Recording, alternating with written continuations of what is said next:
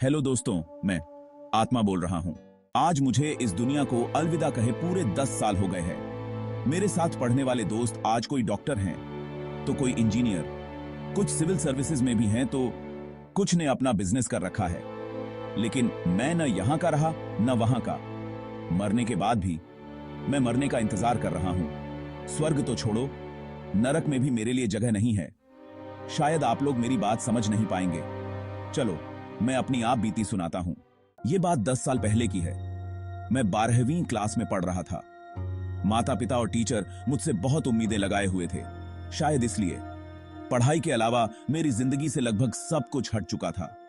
अगर कुछ बचा था तो वो थी मेरी क्लास की एक लड़की, जो 1 साल पहले स्कूल छोड़कर चली गई थी क्योंकि उसके पापा का ट्रांसफर हो गया था। जब तक वो मेरे साथ थी, मैं उसके साथ घूमता, उठता बैठता, पढ़ाई भी साथ में करता था। और इस बीच कब मुझे उससे प्यार हो गया, पता ही नहीं चला। उसके जाने के बाद मैं रात दिन उसी के बारे में ही सोचता रहता था, जिससे मेरी पढ़ाई बहुत डिस्टर्ब हो रहने लगा था। और 12वीं की प्री बोर्ड एग्जाम में मेरा रिजल्ट भी बहुत खराब आया, जिससे न केवल घर पर मम्मी पापा से, बल्कि स्कूल में भी मुझे बहुत सुनना पड़ा, वो भी भरे क्लास में। 1 महीने बाद मेरा बोर्ड का फाइनल एग्जाम था और मुझे डर लग रहा था कि अगर यही हाल रहा तो मैं मुंह दिखाने लायक नहीं रहूंगा। इस चिंता ने मुझे अंदर अंदर डिप्रेशन का रोगी बना दिया था। कई बार मुझे लगा कि मैं अपने माता पिता को सब कुछ बता दूं, लेकिन जब भी हिम्मत जुटाकर मम्मी पापा के पास जाता, उनकी आंखों में मेरे लिए जो उम्मीदें थीं, उसे देखकर चुप हो जाता। सोचते सोचते एग्जाम का दिन भी आ गया। पहला एग्जाम मैथ्स का था। उतना खराब भी नहीं गया था कि मैं पास नहीं हो पाता, लेकिन मेरे मम्मी पापा और टीचर्स की उम्मीदों से बहुत कम था।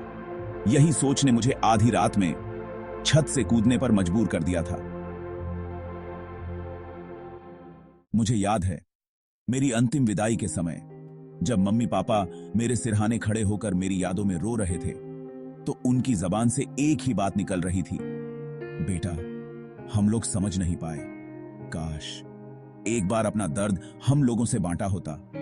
लेकिन अब मेरे हाथ से सब कुछ निकल चुका था, पछताने के सिवा।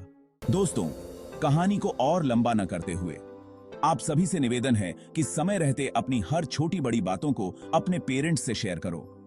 और पेरेंट्स से भी यही उम्मीद है कि अपने बच्चों की बातों को समझें और उनका समर्थन करें। और आज से ये थे। अगर मेरी कहानी आपको अच्छी लगी हो तो वीडियो को लाइक, शेयर और सब्सक्राइब जरूर करें। धन्यवाद।